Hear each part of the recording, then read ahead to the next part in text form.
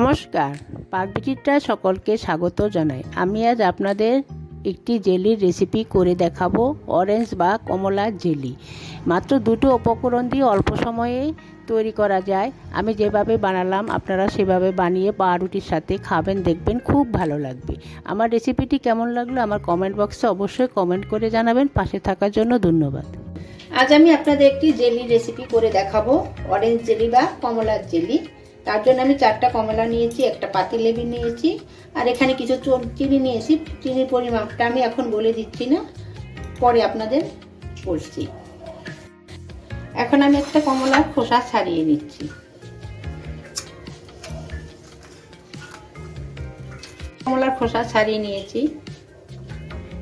এখন কমলার রোয়াটা আমি একটু সাইডে যে সাদা সাদা অংশটা আছে এগুলি ফেলে দিচ্ছি, দিয়ে ভিতর থেকে কমলার দানাটা ফেলে দিচ্ছি। দেখুন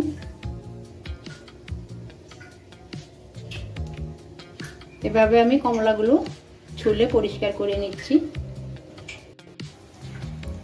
দেখুন আমি কমলাগুলো পরিষ্কার করে বেছে তারপরে দানা বের করে নিয়েছি। কমলাকে শুধু দানাটা বের করবেন, এই পাতলা যে আবরণটা পিছনে এটা ফেলতে হবে না, শুধু দানাটা আর সাইডের যে সাদা সাদা একটু অংশ এগুলো ফেলে দিতে হবে। এখন আমি কমলার কোষগুলো একটা মিক্সিং জারে নিয়ে নিচ্ছি। এখন আমি একটু মিক্সিতে গুঁড়িয়ে নিব। আপনারা চাইলে হাতে চেপেও রসটা বের করতে পারেন, আমি তাড়াতাড়ির জন্য মিক্সিতে একটু গুঁড়িয়ে নিব।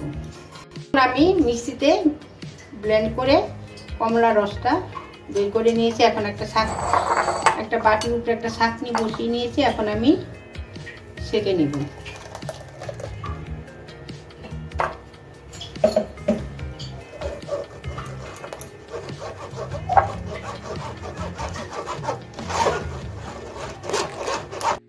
দেখুন আমি কমলার রসটা ছেঁকে নিয়েছি। এখন এগুলো আমি ফেলে দিচ্ছি। দেখুন এই যে আমার কমলার রস। দেখুন গ্যাসে আমি একটা ননস্টিক কড়াই বসিয়ে নিয়েছি। 1 কাপ চিনি দিয়ে দিচ্ছি।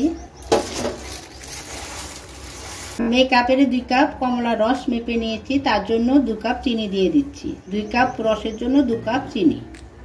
2 কাপ চিনি, 1/2 কাপ জল। এখন আমি গ্যাসটা ধরিয়ে দেব। এখন অনবরত নেড়ে চেড়ে চিনিটা গলিয়ে নেব। গ্যাসটা আমি হাইতে রেখেছি। দেখুন আমার চিনিটা গলে গেছে। এখন আমি রসটা দিয়ে দিচ্ছি।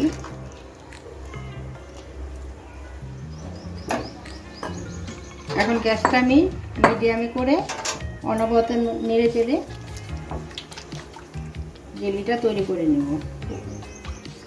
দেখুন আমার রসটা অনেকটাই ঘন হয়ে এসছে।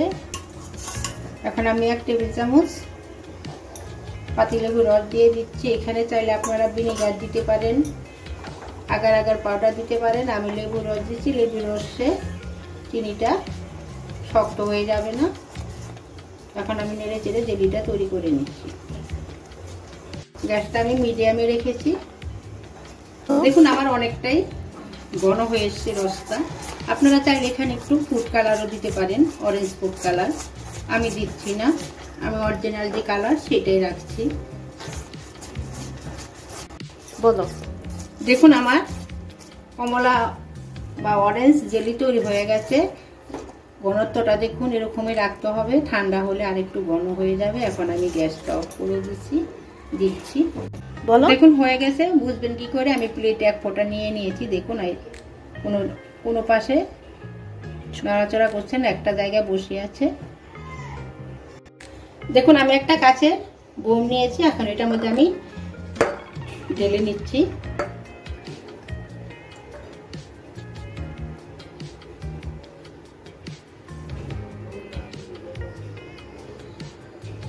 দেখুন আমি 3 থেকে 4 ঘন্টা নর্মাল টেম্পারেচারে এটাকে সেট করে নিব। আর কাচের বোমে এটাকে সেট করতে হবে, নাড়াচাড়া করা যাবে না, এক জায়গায় বসিয়ে রাখতে হবে। দেখুন আমার অরেঞ্জ বা কমলা জেলি তৈরি হয়ে গেছে। আমি যেভাবে তৈরি করলাম আপনারা সেভাবে তৈরি করে সকালে টিফিনে পাউরুটির সঙ্গে খাবেন, দেখবেন খুব ভালো লাগবে।